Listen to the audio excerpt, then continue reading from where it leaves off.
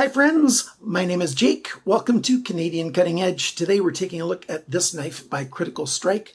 This is the S501R for red. It also comes in black. It is, let me put my hand over my face here. It is a pointy kind of stabby style knife, G10 handle scales. They say it's 9CR 18 MOV stainless steel blade. Lee over at Love Them Knives YouTube channel has done a lot of knife testing. He's had knives sent to other people in the United States to have them tested, to test the steel composition, how hard it is, and if it's actually the steel that it claims to be. And the S501 that he had tested was really 8CR13 MOV, not 9CR18. 8CR13 MOV I find to be a decent budget steel. It's at the bottom of my list of viable stainless steel blades, but at least it's on that list. So I'm not going to throw this out because it's probably 8CR13. There might be other reasons for throwing it out. We'll have to keep watching to find out. It's a fairly light, nice and thin flipper. You might be interested in it. It's got ball bearings, and there's some pros, there's some cons, just like every other knife that I review. Stick around. I only let YouTube interrupt my videos once with commercials, so you might see a commercial in just a few seconds, but that's the only one you'll see. And other than that, let's get ourselves ready to the tabletop and take a good look at her. Okay, so there is the knife. Not a bad looking knife. We've got a bit of a starburst kind of milled lines in there. That's good for a little bit of texture and helps the look of it a little bit. Do a size comparison with the Ontario Rat 1. Let's line up the pivot pins. And you can see it's a little bit smaller. It's a little bit shorter on both ends from the pivot pins. It's a smaller knife. The cutting edge length is a bit more, over 1/4 of an inch more. So it's not a knife that's got a lack of cutting edge. It swoops back right here on the plunge, so that helps it. It's got a funny looking sharpness choil, but it's there. It's a flipper knife.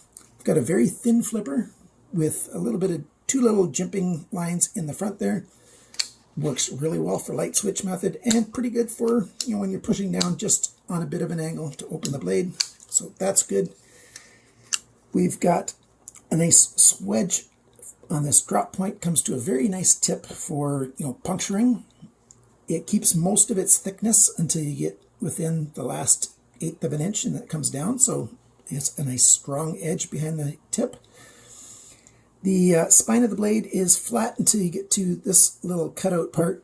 That's good for if you want to reach forward with your thumb, you know, to push hard through something, cutting through some cordage or something thick and heavy. Fairly comfortable. It's kind of rounded. It's crowned over right there. It looks like it's got sort of like a bead blast kind of finish just on that one little spot. The rest of it is all satin everywhere. A little bit of thumb riser jimping on there and another thumb rest area. So it's very comfortable for my thumb right here or reaching forward. I quite like how it feels in the hand. The pocket clip, it's a little bit of a bother on the tips of my fingers here. I wouldn't call it particularly hot in the hand, but it's certainly not as comfortable as a lot of other knives. We've got a pocket clip that just has 2 button screws. It's got a big cutout area in there, and you know, it just sits in there. It's been holding on fine. I haven't had any problems with the pocket clip. It comes up at the tip a little bit. It's quite close, and so this pocket clip doesn't always sit that well in terms of how deep it goes onto the pocket. So let's see, it's tipped up enough to climb over, and then when you're pushing it in, you know, that's only as far as it goes. You've got over 1/2 an inch, or maybe 1/2 an inch exact. Yeah, over 1/2 an inch, 3/4 of an inch sticking out. So 1.5 centimeters of the knife sticking out of your pocket. If that was black, it wouldn't be that bad, but this red, you know, it really does print. You can really see that it's there. Well, not really print, but you know, it shows up. We've got G10 that has a nice back on here, and then we've got some jimping at the back, big blocky jimping that's raised up. There's no lanyard option. We've got T6 button screws, which I'm not fond of at all. I've not tried to take this apart yet. I'll do that later on in the video, and I'll tell you if those screws are really soft or not. It works pretty well. We've got steel ball bearings in here with nylon cage, for lack of a better word, for those steel ball bearings, and it works. The detent on this knife is a little bit soft. I can hold it like this and do a really hard wrist flick, and the blade will come out. We can fix that usually quite easily just by flexing this lock arm a bit extra when it's taken apart, and I'll tell you afterwards if that has fixed the detent. Alignment for the blade, almost perfect. Lockup, very, very good. I like exactly where it's locking up, so that's all good. And no blade play side to side, up and down. It's just a good fit. You've got a big button screw here, and I don't mind it on the pivot. It looks pretty good. You've got a T8 on either side. I'll tell you when I take it apart if it's a free spinning pivot or not. The writing on the knife, on this side here up on the flat, says S501R. In small letters here it says 9C or 18 MOV, which it probably is not. And then on this side here on the flats, we've got the critical strike, the C with the big S going over it. Not a bad logo. It's not too big, so I really don't mind too much of the writing. I wish the model number was nice and small like the steel type writing is. That's the only issue with that. We've got a finger choil that's fairly large, and then a secondary finger choil. It's actually fairly comfortable in hand. Not great, but not bad. Especially a saber grip works really well. Fist grip, not so much. It's a little bit too small. It's really hard to keep it from keep edge alignment when you're holding it like this, because it can move just a little bit back and forth in your hand. It's a bit better when you've got your thumb up here. Reverse grip is okay for piercing. You can get your thumb around the end of it and you can puncture quite well. A reverse pull grip, that's okay too. Not great, but it's okay. So that's generally what you get. Let's take it apart and I'll tell you what I think about it on the inside. Okay, I've just taken the screws out. There's no Loctite on these screws, so that helped them come out, no problem at all. This pivot screw, once you get familiar with it, it just has a look of quality steel, whereas these screws look quite cheap. No skeletonizing on that liner, and there's the G10 backspacer. No skeletonizing on the other side, and there's the ball bearings. So yeah, there's nothing there to keep it from spinning. Let's see. Let's get this out.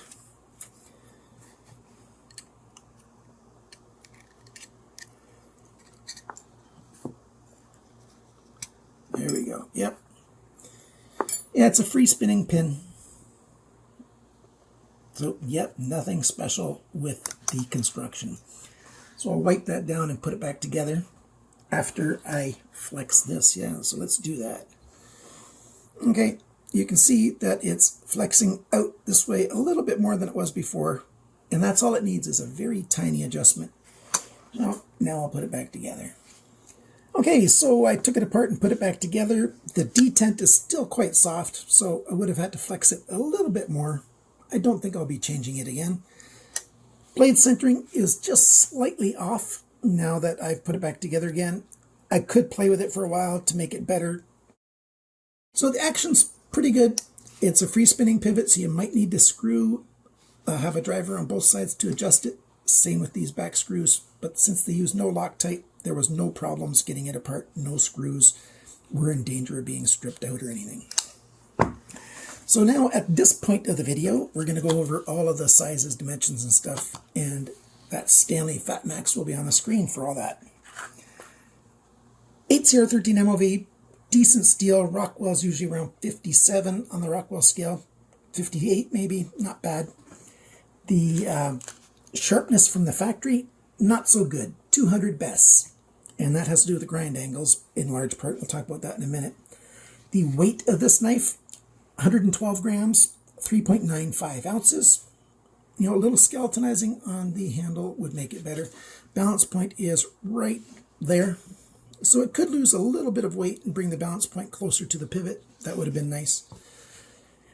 The cutting edge length, 93.6 millimeters, 3.68 inches. Blade length, tip to the closest spot on the G10, a bit less, 89.4 millimeters, 3.52 inches. The thickness of the blade is 3.4 millimeters, 0.134 inches, so over 1/8 of an inch. The blade depth is biggest right here near the heel of the blade, and that is 24.5 millimeters, 0.96 of an inch.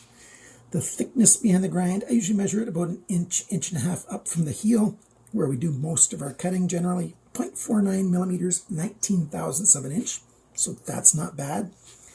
The grind angles, yeah, not so great. On this side, starts at 26.8, 23.9, 19.8. So that's not super terrible. This side's worse. 23.4. At the middle, it's 29 degrees. And at the tip here, 23.8. So there's a lot of wiggle going on when the person was sharpening this. The handle length, it is 118 millimeters, 4.65 inches. The grip area, it's about 9.7 centimeters, 3.8 inches. The thickness of the handle, it is a rounded sort of handle, so the thickest spot here, 14.4 millimeters, 0.567 of an inch. It doesn't feel that thick because it's rounded over and it's so narrow this way. The widest point of the handle this way is back here, 21.6 millimeters, 0.85 of an inch. When the knife is closed, the biggest spot is right here, and that is 30.1 millimeters, 1.18 inches, so not bad. And the total length of this knife is 207.4 millimeters. The inches is on the screen, but let's just take a quick peek here. A little over 8 1/8 of an inch, so not bad at all for its size. Its weight's not bad. The proportions are good. Feels okay in the hand. The pocket clip is functional. I'm into the summary now of this, what I think of it, but I would like a deep carry pocket clip on here. You might be able to swap it out with something. I would like it to be left friendly as well, so we don't have that either. It works okay in the hand. I would have liked a higher grind, so this knife gets thick to its full thickness a little too quick for me. Even though it's thin behind the edge, well, not super thin, but it's thin enough, it's not a great slicer because it gets to the full thickness in just that short space. What is that? Yeah, 5/8 of an inch, and it gets to the full thickness already. That's about 1.5 centimeters or something like that. So not that great, but you can get a solid grip on this thing, and you've got a pretty good tip if you need it for puncturing, so that's okay. It's relatively uncomfortable. It's relatively comfortable. Somewhat uncomfortable, but basically comfortable. The detent is too weak, yeah, but that's not terribly hard to fix. The other big cons are that's not genuine steel. Well, it's likely to not be genuine what they claim it to be. I don't like to buy knives from companies after I find out that they lie about the kind of steel that they're using. I used to buy Fura knives a number of years ago, and I found out they were lying, and several other Chinese brands that I was buying from GearBest, and I found out they were lying. So this, like I said, it's only available at GearBest right now, and it just tends to be that the knives at GearBest, they don't use the genuine steel that they claim to be. But I said this was also from AliExpress. There was listings for this on Amazon.com as well, but it says currently unavailable. I'll leave links for all of those down below, but I think the only one that's going to work will be the GearBest link. So there you go. That's my general thoughts on this. Thank you to my Patreon supporters. You guys really are the best. If you want to support this channel but you don't like Patreon, you can become a YouTube member of the channel. Down below my videos, there's a little button that says join. You get the exact same benefits that that Patreon supporters get. And that is you get first access to my knife sales, and one of my Patreon or YouTube member supporters wins a knife every single month, and they get to choose the knife. It's one of the knives that I reviewed in the previous month. Unless they want a flashlight that I reviewed in the previous month, they could have that too. So I usually allow them to choose from almost everything that I review. I sometimes keep a knife back for myself. Well, usually I keep one knife back for myself. Sometimes two. So that's not bad benefits, I think. I'm also getting more and more into sharpening knives. If you're looking for somebody to sharpen your knives, especially if you are in Canada, try me out. My rates are quite good. I'll leave a link down below to contact me. You can email me at canadiancuttingedge@gmail.com. That's the best way to get a hold of me. And I'll tell you the rates and everything. And there you go. Till next time, remember, friends, always cut towards your chum, not your thumb.